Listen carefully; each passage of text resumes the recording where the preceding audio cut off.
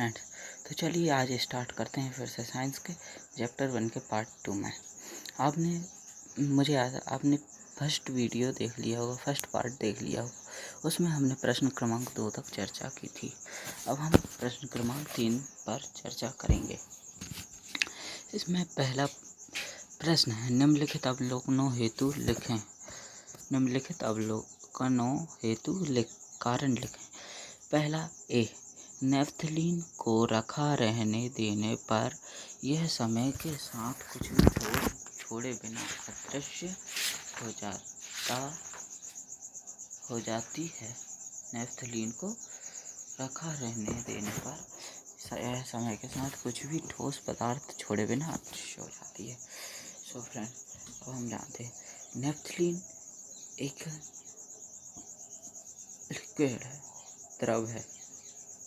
Naphthalene एक द्रव है। द्रव आप जानते हैं, तरल पदार्थ।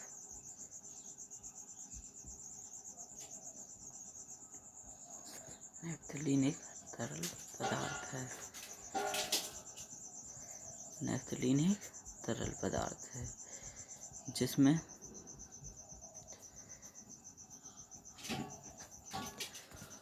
वह द्रव अवस्था में और खुला, अगर उसे हम खुला रख देते हैं तो वह किसी भी ठोस अवस्था में से सीधे ठोस अवस्था में आए बिना सीधे गैस में परिवर्तित हो जाती है। सीधे ही गैस में परिवर्तित हो जाती है तथा अदृश्य हो जाती है। समझ गए? वह ठोस पदार्थ बने ही बिना, ठोस अवस्था में आए बिना कैसी हो जाती? गैस अवस्था में परिवर्तित हो जाती है नेफ्थलीन। अब हमारे पास दूसरा बिंदु है, हमें इत्र की गंध बहुत दूर बैठे हुए भी पहुंच जाती है। ऐसा विसरण के कारण होता है। ऐसा विसरण के कारण होता है जैसे इत्र के जो कण में भी रिक्त स्थान होता है और वायु के कणों में भी रिक्त स्थान होता है, तो ये एक दूसरे के रिक्त स्थानों की पूर्ति करते हैं, मतलब एक दूसरे को पूरा करते हैं। तो यह जब वायु का विसरण होगा तो इत्र का भी विसरण होगा। इत्र का विसरण होने के कारण इत्र के कण सभी दिशाओं में गति करते हुए वायु के अणुओं में विसरित होकर हम तक पहुंच जाते हैं। अब चौथा प्रश्न है, निम्नलिखित पदार्थों को उनके कणों के बीच बढ़ते हुए आकर्षण के अनुसार व्यवस्थित करें। सबसे पहले बढ़ते हुए आकर्षण, तो हमारे पास इनमें से देखते हैं क्या क्या है। हमारे पास इनमें से है जल, यानी कौन सी अवस्था? लिक्विड यानी जल यानी लिक्विड अवस्था, लिक्विड सिचुएशन, लिक्विड स्टेट। लेकिन हम इसे हिंदी में क्या बोलेंगे? द्रव अवस्था है। अब हमारे पास दूसरा क्या है? चीनी क्या है? ठोस अवस्था में है और ऑक्सीजन गैस अवस्था में। तो सबसे पहले अब मुझे बताइए कि हमने वो प्रॉपर्टीज पढ़ी थी फर्स्ट वीडियो में, गुण पढ़े थे, भौतिक गुण। उनमें किन के कणों के बीच सबसे कम आकर्षण रहता है?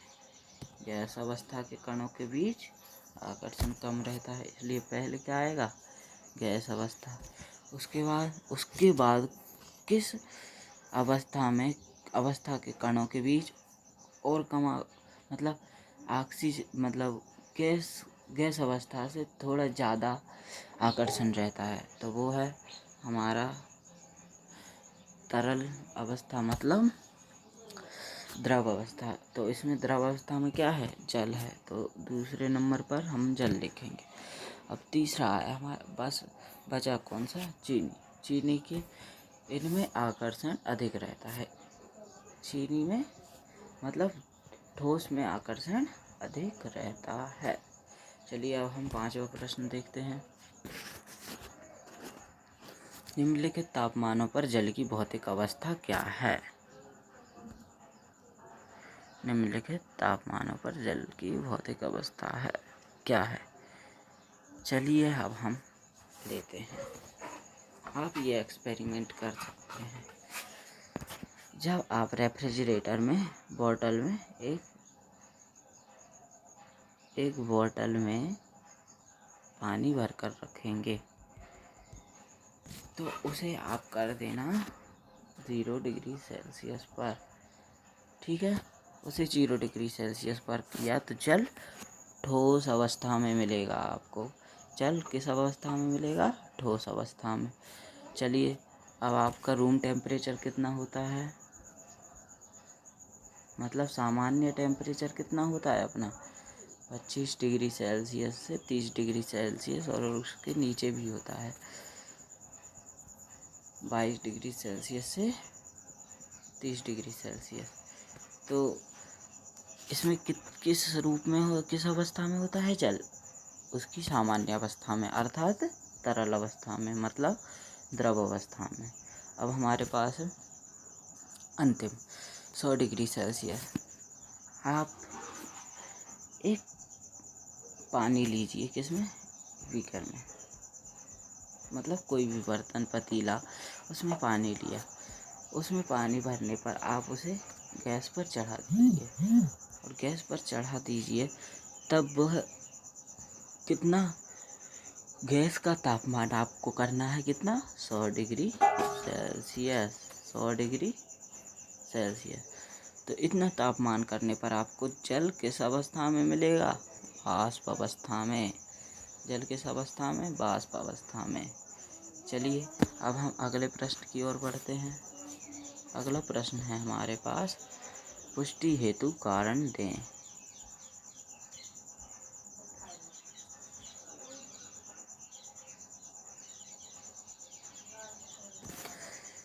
जल कमरे के ताप पर द्रव है, कारण दें।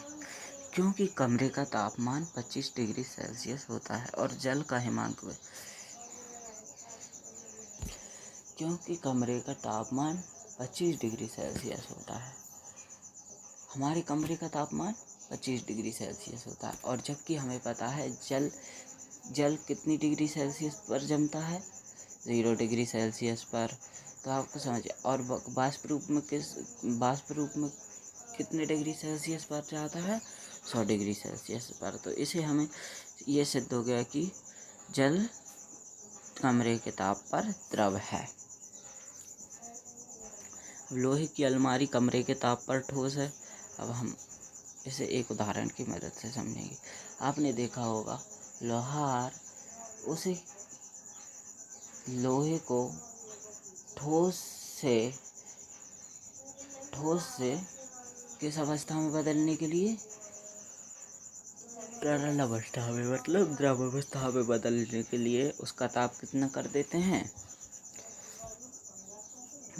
800 डिग्री तक कर देते हैं। 800 डिग्री सेल्सियस भी कर जाते हैं।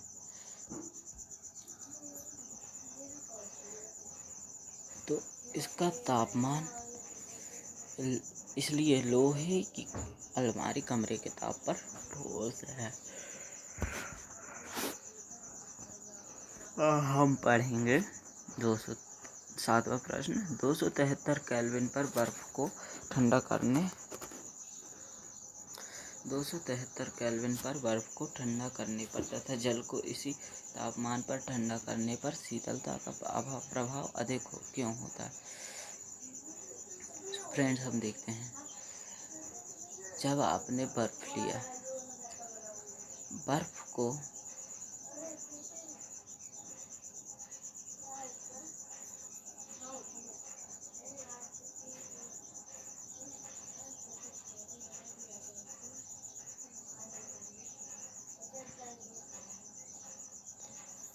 जब आपने पानी लिया,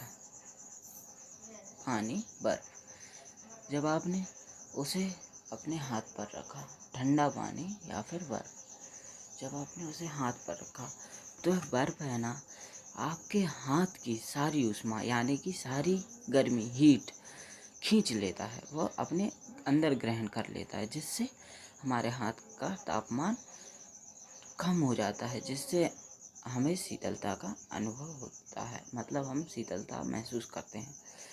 उबलते हुए जल अथवा भाप में से जलने की तीव्रता किसमें अधिक महसूस होती है? भाप में, क्योंकि अब हमें इसे बाष्पीकरण की गुप्त ऊष्मा अधिक होती है। बाष्पीकरण में जो हीट रहती है वो गुप्त रूप में रहती है, मतलब गर्मी रहती है, ऊष्मा रहती गुप्त रूप में रहती है, जिसके कारण भाप से अधिक जलन महसूस होती है। हम एक एग्जाम्पल इसमें भी लेंगे। आपने कुकर में पानी लिया, उसे कुनकुना होने तक गर्म किया, उसमें आपने हाथ डाला, आपका हाथ नहीं जला। अगर आपने उसमें से सीटी निकाली, तो अगर आप भाप में हाथ लगाएंगे तो आपका हाथ ज़्यादा जलन महसूस करेगा। ऐसा करना नहीं, एक्सपेरिमेंटली बता रहा हूँ मैं। तो अब हमारे पास 9वां प्रश्न है। निम्नलिखित चित्र के लिए ABCDE तथा F की अवस्था परिवर्तन को नामांकित करें। हमारे सामने एक चित्र दिया है, इसमें अवस्था परिवर्तन हमें करना है। चलो, ऊष्मा में वृद्धि तथा दाब में कमी के हमारे पास, चलो हम सबसे पहले ए से शुरू करते हैं। ए, ऊष्मा में वृद्धि तथा दाब में कमी हो रही है, किससे? ठोस से द्रव में जाने में। ऊष्मा में कमी, ऊष्मा में वृद्धि तथा दाब में कमी, तो ये होगा हमारा गलनन। ए को क्या कहेंगे हम? गलन, मतलब गलना, जैसे बर्फ का गलना। ये भी ऊष्मा में वृद्धि तथा दाब में कमी ही है। जब हीट बढ़ेगी तभी तो बर्फ पिघलेगा, पिघलने को ही हम गलन कहते हैं। अब हमारा दूसरा है बी, ऊष्मा में वृद्धि तथा दाब में कमी। ये किस में जा रहा है? दाब, द्रव से गैस में जा रहा है, मतलब बाष्पीकरण। द्रव से जब भी कोई चीज़ गैस में बदलती है तो उसे क्या कहते हैं? बाष्पीकरण। अब हमारे पास बी हो गया। अब हम सी देखेंगे। सी का एरो किधर जा रहा है? गैस से द्रव की ओर जा रहा है, और ये किस तरफ जा रहा है? मतलब ऊष्मा में कमी तथा दाब में वृद्धि किसे दर्शा रहा है? ऊष्मा में कमी तथा दाब में वृद्धि। गैस को द्रवण रूप में करेंगे, द्रव रूप में करेंगे तो उसे क्या कहेंगे? द्रवण कहेंगे। उसे हम क्या कहेंगे? द्रवण कहेंगे। मतलब उसे द्रवित रूप में कन्वर्ट करना, द्रवित रूप में बदलना ही क्या कहलाता है? द्रवण। गैस को द्रव रूप में बदलना द्रवण कहलाता है। उसके लिए हम ऊष्मा में कमी तथा दाब में वृद्धि की आवश्यकता होगी। अब हम डी की ओर आते हैं। डी का एरो किस तरफ जा रहा है? द्रव से ठोस की ओर जा रहा है, द्रव से ठोस की ओर जा रहा है। तो ऊष्मा में कमी तथा दाब में वृद्धि इसमें भी हो रही है, लेकिन इसे क्या, द्रव से ठोस की ओर जा रहा है, तो द्रव से ठोस की ओर जाने पर मतलब इसे क्या कहेंगे हम? द्रव। हम एक उदाहरण के रूप से समझते हैं। द्रव क्या होता है? एक जल ले लीजिए उदाहरण के रूप में। उसे हम जमाएंगे, ऊष्मा में कमी होगी और दाब में वृद्धि होगी, तो वो किस रूप में परिवर्तित होगा? ठोस में। तो इसे क्या कहेंगे हम? इसे कहेंगे हम हिमांक, मतलब संलयन मतलब जमना। अब हमारे पास है डी के बाद ई पे आते हैं। इसका एरो किधर से किधर जा रहा है? ठोस से द्रव की ओर जा रहा है, ठोस से द्रव की ओर, ठोस से द्रव की ओर इसका एरो जा रहा है। ऊष्मा में वृद्धि तथा दाब में कमी, ऊष्मा में वृद्धि तथा दाब में कमी हो रही है। मतलब ये एक, अब ये ठोस से किस में परिवर्तित हो रहा है? सीधा गैस में। तो इसे हम क्या कहेंगे? ऊर्ध्वापातन। ऊर्ध्वापातन मतलब जब ऐसी अवस्था आती ठोस से सीधे गैस अवस्था में कोई पदार्थ सीधे परिवर्तित हो जाते, तो उसे क्या कहते हैं हम? ऊर्ध्वपातन। अब हमारे पास एफ की बारी। एफ की गैस से सीधा ठोस में परिवर्तित होता है, मतलब ऊष्मा में कमी तथा दाब में वृद्धि हो रही है। तो इसे हम क्या कहेंगे? द्रवणीकरण। द्रवणीकरण। अब हम एक एग्जांपल लेते हैं, जैसे किसी गैस को जमाया तो वह क्या होगा? द्रवणीकरण। चलिए, thank you for watching this video and like and subscribe my channel and comment my mistakes.